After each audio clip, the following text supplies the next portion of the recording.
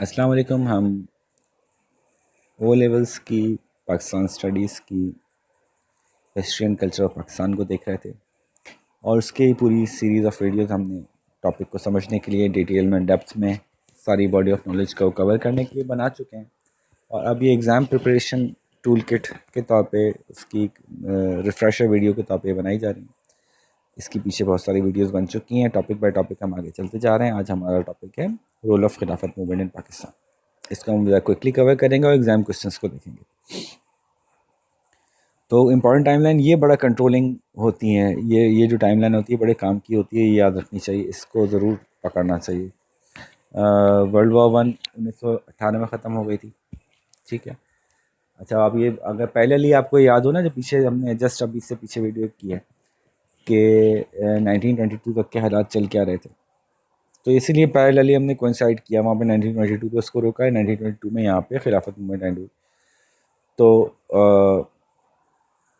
वो आपको काफ़ी हेल्प करेगा। End of world war one ख़त्म हुई, ट्रीटी ऑफ वर्सेलिस हुई, खिलाफत कॉन्फ्रेंस 1 और 2 हुई, इस पर खिलाफत लीडर्स और वायसराय की मुलाकात किस तरह से हुई, फिर ट्रीटी ऑफ सेवरस हुई। ये सारी बातें हम फटाफट देखते हैं। खिलाफत मूवमेंट क्यों हुई थी? खलीफा मुसलमानों का मेन एक सोर्स ऑफ इंस्पिरेशन था। इसकी पूरी डेप्थ में बात कर चुके हैं। और यूरोपियंस जो हैं उनका बिहेवियर मुस्लिम्स के साथ ऐसा था कि मुस्लिम्स को ये ख़दशा था कि ये ख़त्म कर देंगे खिलाफत को, और इसीलिए वो जंग में जाने से रिलेक्टेंट थे वर्ल्ड वॉर वन में। लेकिन इन्होंने प्रॉमिस किया था इंडियंस को, मुस्लिम्स को, कि जी हम आपको ज़रूर सपोर्ट करेंगे और हम खलीफा को सपोर्ट करेंगे, हम डिसमेंटल नहीं करेंगे, जी हम ऑटोमन एम्पायर को ख़त्म नहीं करेंगे।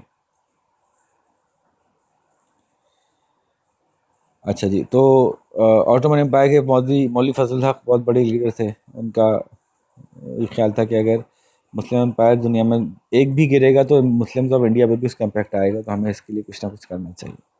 तो बहरहाल तो मुस्लिम अपने सेंटिमेंट के तहत इंडिया में ब्रिटिशर्स को पुश कर रहे थे कि आप जो वर्ल्ड वॉर वन में ऑटोमन एम्पायर के अगेंस्ट लड़ लो, उसमें ठीक है लड़ लो, लेकिन ऑटोमन एम्पायर को डिसेंबल नहीं करना, वहाँ से खिलाफत को हम नहीं हटाना चाहते। अच्छा, जब फर्स्ट वर्ल्ड वॉर हुई और ब्रिटिश ने प्रॉमिस किया कि जी आप हमें हमारे साथ लड़ें तो हम खलीफा के राइट्स भी महफूज रखेंगे और उसको भी नहीं वो करेंगे। और लेकिन जहाँ जहाँ थोड़ी सी भी उन्होंने देखा कि अपोजिशन मौजूद है वॉर के अगेंस्ट, तो उन्होंने ऐसे लोगों को कैद करना शुरू कर दिया, जैसे कि मोहम्मद अली शौकत अली को जेल में डाल दिया था। और जब जंग ख़त्म हुई तो उन्होंने जो जर्मनी ऑस्ट्रिया के साथ जो ट्रीटी की वो वर्सेलिस थी, और उसके अंदर जो है उन्होंने इन लोगों के टुकड़े तो कर दिए, इनकी फ़ौज ख़त्म हो गई, इनके क्या बहुत कम कर दी गई, इनकी जब्त जब्त कर लिए इनके माल असबाब, मुल्क को बड़ा ही कमज़ोर करके छोड़ा था उन्होंने। तो अब टर्की की बारी आ रही थी, तो उन्होंने कहा कि हाँ, तो टर्की के साथ भी ऐसे ही इंसाफ होगा। वही वाला जुमला था, मैंने बात की थी ना कि लोग गए थे कहने के भाई इंसाफ करें, उन्होंने कहा हाँ इंसाफ करेंगे, जैसा जर्मनी के साथ किया वैसे ही टर्की के साथ करेंगे। हालांकि पहले कुछ प्रॉमिस कर चुके थे। तो खिलाफत मूवमेंट जो है वो बड़े ज़ोर शोर से शुरू हो गई कि यार इन्होंने हमसे वादा किया था, हम खुद जाके इनके साथ लड़े अपने ऑटोमन भाइयों के ख़िलाफ़, और अब जब जीत गए हैं लोग तो इन्होंने जो है वो तो वादा खिलाफ़ी कर रहे हैं। तो इसलिए वहाँ पे ज़रा और ज़ोर पकड़ गई खिलाफत मूवमेंट। इधर बैकग्राउंड में आपको याद होना चाहिए खैर कि कांग्रेस जो है वो खिलाफत मूवमेंट को सपोर्ट कर रही थी, क्योंकि कांग्रेस को ये लगता था कि अगर मुसलमान एक दफ़ा फिर 1857 वाली सिचुएशन क्रिएट कर देंगे तो कांग्रेस को बहुत फ़ायदा होगा। ये मेरी इंसाइट्स हैं अंदर से, ठीक है, ये किताब में कोर्स में नहीं है। अच्छा, इसके लिए लोग बैठे मिलके, और खिलाफत कॉन्फ्रेंस दिल्ली में कॉल की गई नवंबर 1919 में। अब ब्रिटिश को याद सारे मतलब ब्रिटेन को गुलामी समझता था ना, सारे गुलाम मिल के बैठ के कह रहे हैं हम याद दिलाएंगे इनको कि इनको अपना बात माननी पड़ेगी। लेकिन इनके यहाँ बैठने से कुछ ख़ास फर्क पड़ना नहीं था। इनको भेजा गया। यहाँ मौजूद थे मोहम्मद अली, शौकत अली, अब्दुल कलाम आज़ाद, गांधी, ये कांग्रेस वाले ये भी मौजूद थे। और ये तय किया गया कि डेलीगेशन भेजा जाएगा, और वो डेलीगेशन जो है वो ज़ाहिर है कुछ ख़ास वापस आ गए, और वापसी पे जो है वो कोई फ़ायदा नहीं हुआ, वापस आ गए। जब गांधी ने जो है वो बाइकआउट शुरू कर दिया। अब गांधी ने पैरेलली दो तरफ से बाइकआउट किया, ठीक है, आप समझ रहे हैं ना। एक तरफ से उन्होंने वहाँ पे उनके एक्ट के अगेंस्ट बैकआउट किया हुआ है, और दूसरी तरफ वो इनको कह रहे हैं खिलाफत मूवमेंट वालों को कि हम आपकी वजह से बैकआउट कर रहे हैं। तो यूं खिलाफत मूवमेंट के अंदर जितने मुसलमान शरीक थे वो भी गांधी के साथ भी शरीक हो गए। Jinnah was never convinced with the concept of boycotting and protesting. वो कहते थे टेबल पे बैठ के बात करेंगे। तो इसलिए इस सिचुएशन में Jinnah and Muslim League were not involve as much as Congress involve. उसका नतीजा निकला भी फिर वही कि मैसेकर शुरू हो गए। कांग्रेस ने पुश करते करते हवा इतनी दी कि मुसलमानों की तरफ से फिर ब्रिटेन्स का आपस में झगड़ा खड़ा हो गया। खैर, कुछ अल्फाज हैं जो वापस रिवाइज करते हैं। सत्याग्रह, पैसिव रेजिस्टेंस हो गए, इनकी नॉन कॉपरेशन मूवमेंट थी गांधी की, इसका नाम था। स्वराज, सेल्फ रूल कहते हैं। स्वदेशी मूवमेंट, जिसमें बाहर की चीज़ों का इस्तेमाल बंद कर देना होता है। अच्छा, तो डेलीगेशन सक्सेसफुल नहीं था, और प्राइम मिनिस्टर लॉयड जॉर्ज ने, जैसे मैंने कहा था कि वो कहा था कि ठीक है इंसाफ तो ऐसा होगा जैसे कि जर्मनी और ऑस्ट्रेलिया के साथ हुआ वो इनके साथ भी होगा। सेकंड कॉन्फ्रेंस फिर रखी गई 1999 में। नवंबर में एक कॉन्फ्रेंस रखी गई, फिर दिसंबर में कॉन्फ्रेंस रखी गई। भाई बात नहीं मानी जा रही। गांधी को कहा कि सर आप बड़े समझदार हैं, आपकी बड़ी मानी जा रही है, आप लीड करें। बात हो रही है खिलाफत कॉन्फ्रेंस की, और अब उसको लीड करने के लिए गांधी को कोशिश की जा रही है कि वो ब्रिटिश गवर्नमेंट से बात करे। लेकिन उसके दौरान जो है वो डेलीगेशंस मिले वाइसराय के साथ, लेकिन कोई फ़र्क नहीं पड़ा, और ट्रीटी ऑफ सेवरेस जो है वो डिक्लेयर कर दी गई, जिसने कि ऑटोमन एम्पायर को तोड़ दिया, टुकड़े टुकड़े कर दिया, और फ्रांस और इंग्लैंड के बीच में उन्होंने तकसीम कर लिया। फ्रांस और इंग्लैंड साथी थे वर्ल्ड वॉर 1 के अंदर, तो जो हिस्से में चीज़ें आई उन्होंने आपस में बांटी, मिल के खाई, और कुछ एरियाज़ को इंडिपेंडेंट कर दिया था, वो भी इंडिपेंडेंट नहीं थे, अभी उन्हीं के पिट्ठू बैठे हुए थे, उन्हीं के बंदे बैठे हुए थे। और स्मॉल इस्तांबुल के अराउंड थोड़ा सा एरिया तुर्की का छोड़ दिया था, बाकी सब उन्होंने ले लिया था। अब ये अलग से बात है, 1923 में टर्क्स ने जो है वो कुछ रिबेल करके मजीद कुछ एरिया भी उनसे निकलवा लिया था, और ट्रीटी चेंज हो गई थी। सेवरस के बजाय वो लुज़ैन ट्रीटी हो गई थी। अच्छा, 1920 के अंदर जो है वो वाइसरॉय के पास एक मैसेज भेजा गया था कि जी प्लीज़ ये ना करें, ये ट्रीटी ना करें, वरना हम नॉन कॉपरेशन को फिर पूरी ताकत से शुरू कर देंगे। लेकिन फिर ये हुई। अच्छा, इधर मैं फिर आपको बताऊं कि non cooperation was not only because of Khilafat movement. Gandhi was playing double cards. Gandhi जो है वो इधर भी नॉन कॉपरेशन कर रहे थे कि आप हमारे हिसाब से, कांग्रेस के हिसाब से पॉलिसीज़ नहीं बनाएंगे, हम नॉन कॉपरेशन करेंगे। और उस नॉन कॉपरेशन की वजह बताई गई कि हम कांग्रेस की पॉलिसीज़ के लिए नॉन कॉपरेशन कर रहे हैं। इधर मुसलमानों से कहा गया कि जी आप, हम नॉन कॉपरेशन कर रहे हैं, हम नॉन कॉपरेशन हमारा साथ दें, और हम नॉन कॉपरेशन करते वक्त खिलाफत मूवमेंट का नारा भी लगाएंगे। तो इस तरह से उनको नॉन कॉपरेशन के साथी बहुत सारे बन गए, और उनको पता था मुसलमान तो एग्रेसिव हैं, और उनके ख़िलाफ़ वो ब्रिटिशर्स के भी जहन में कुछ बातें हैं, और अभी बहुत ज़्यादा खिलाफत खिलाफत कर रहे हैं, तो चिड़े में होंगे ब्रिटिशर्स से। राइट मोमेंट है कि इनको पुश किया जाए। खैर, गांधी ने इंडिया टूर किया, नॉन कॉपरेशन के लिए लोग जमा किए, बहुत सारे लोगों ने शुरू कर दिया, ज़बरदस्त सेंटीमेंट बन गया। लेकिन उस सेंटीमेंट का नतीजा क्या निकला कि मुसलमान जो थे वो अब खिलाफत के लिए क्लोज आना शुरू हो गए थे। स्कूलों से बच्चे निकाल लिए गए, इन लोगों ने नौकरियां छोड़ दी, जेल भर दिए गए, और जी ब्रिटिश गुड्स को डिस्कार्ड कर दिया गया। 30,000 पॉलिटिकल प्रिजनर्स हो गए। मुसलमानों ने जो है वो बाकायदा इसको एक मुस्लिम वो बना लिया, मूवमेंट बना दिया, और उसके अंदर जो है वो ब्रिटिशर्स के खिलाफ एंगर इतना बढ़ा कि फिर वो झगड़े तक बात गई।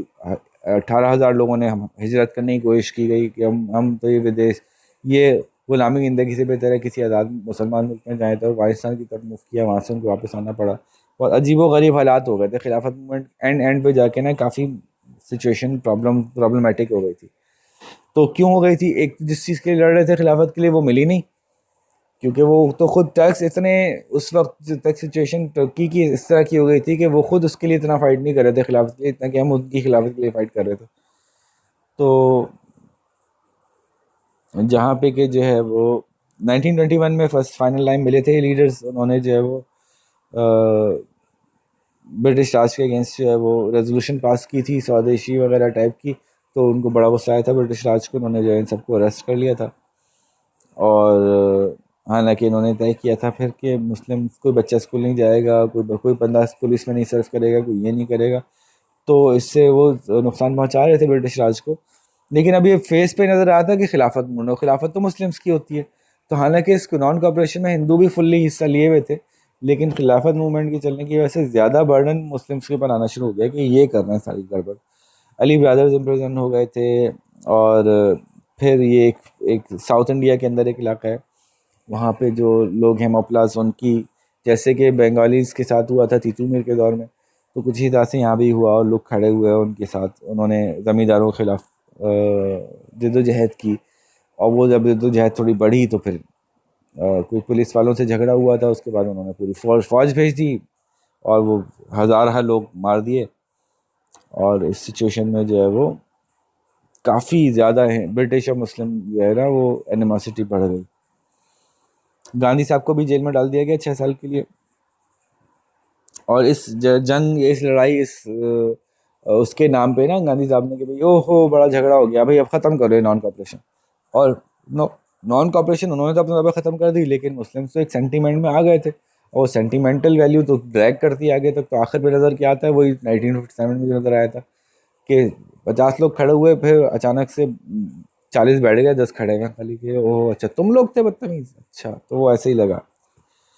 तो फेलियर क्या था, फेलियर आइडियलिज्म पे बेस सी बात की थी हमने कि फैक्ट्स कम थे इनके पास, पावर कम थी, जितना ही समझते थे कि ये कुछ करवा सकते हैं, था नहीं इनके पास। और हिंदू मुस्लिम यूनिटी जो कही गई थी वो एक्चुअली थी नहीं इस लेवल की, कि जो हिंदू आखिर वक्त मुसलमानों के साथ देते और खड़े रहते वो पीछे हट गए थे। और ख़ुद आहिस्ता आहिस्ता खिलाफत पे फोकस नहीं कर रही थी, एंटी ब्रिटिश हो गई थी। और लेकिन फ़ायदा इससे ही हुआ था। अच्छा टर्की में भी जैसे मैंने कहा ना कि टर्की ने खुद ही एक्सेप्ट नहीं किया, तो खिलाफत टर्की के अंदर से ही ख़त्म हो गई थी, उन्होंने ही इसको डिक्लेयर कर दिया था, खलीफा को बाहर निकाल दिया था। अच्छा मुस्लिम ने लेकिन ये रियलाइज़ कर लिया था कि मूवमेंट हम चला सकते हैं, जैसे कि वॉर ऑफ इंडिपेंडेंस के बाद ये फील किया था, तो दोबारा ये फील किया कि हम कुछ कर सकते हैं, हमारे करने से कुछ होता है। और उन्होंने भी देखा था कि उनकी वॉइस कोई और नहीं सुनता, हिंदू उनका साथ नहीं दे रहे, निकल गए उनके हाथ से, उनका साथ छोड़ के चले गए। ब्रिटिशर्स जो हैं वो भी उनके लिए फ्यूचर में कोई फ़ायदेमंद नहीं है, वादा करते हैं तोड़ देते हैं, ये सारी बातें रियलाइज़ की इन्होंने। और बहुत बुरे हालात में आ गए थे, बहुत से ऐसे मुसलमान जो प्रोटेस्ट कर रहे थे और माइग्रेट कर रहे थे, उन्होंने अपनी नौकरियां छोड़ दी थी, अपनी तालीम छोड़ दी थी, अपने घर छोड़ दिए थे, बड़े बुरे हाल में आ गए थे। ये हिंदू मुस्लिम कॉपरेशन का आखिरी वक्त था, और उसके बाद हिंदू मुस्लिम कॉपरेशन भी आखिरी अपने जवाल पे चली गई थी, और अब आपस के कम्युनल वायलेंस, आपस के जो फ़िरक़ावारियत के झगड़े थे वो अब पकड़ गए थे। अब हम इससे आगे चलेंगे, 1922 से 1939 की डिस्कशन करेंगे अगली वीडियो में। देख लेते हैं कि हमारे पास में सवालात क्या क्या हैं। गांधीज़ मूवमेंट फर्स्ट, खिलाफत मूवमेंट, क्या सबसे इम्पोर्टेंट रीज़न था गांधी का सपोर्ट को हटाना, खिलाफत मूवमेंट के फेलियर का सबसे बड़ा रीज़न था? 14 नंबर का सवाल है, समझ गए होंगे आप कि क्या करना है। कि एक बहुत इंपॉर्टेंट रीज़न था, लेकिन और रीज़न भी थे, और फिर वो सब एक्सप्लेन करना है यहाँ पे। वाई डिड खिलाफत मूवमेंट फेल्ड, छोरा चुरी का जो इंसिडेंट था 1922 का, वही जो लोग मरे थे मोफलास, तो बताइए कि क्या वो सबसे इम्पोर्टेंट रीज़न था? 14 नंबर का सवाल है खिलाफत मूवमेंट के फेलियर का। खिलाफत मूवमेंट की फेलियर के ऊपर बहुत ज़्यादा सवाल हैं, तो ये पूरा ये टॉपिक आपका अच्छी तरह से कवर्ड होना चाहिए। ठीक है जी, ज़्यादातर क्वेश्चन इसी पे आ रहे हैं। Explain the reasons for the failure of Khilafat movement, 2009 के अंदर आया था। खिलाफत movement fail in 1924 because Gandhi reduce support, ये 2012 में भी आया, 2015 में भी आया। डिस्क्राइब द छोरा-छोरी इवेंट, 2012 में आया।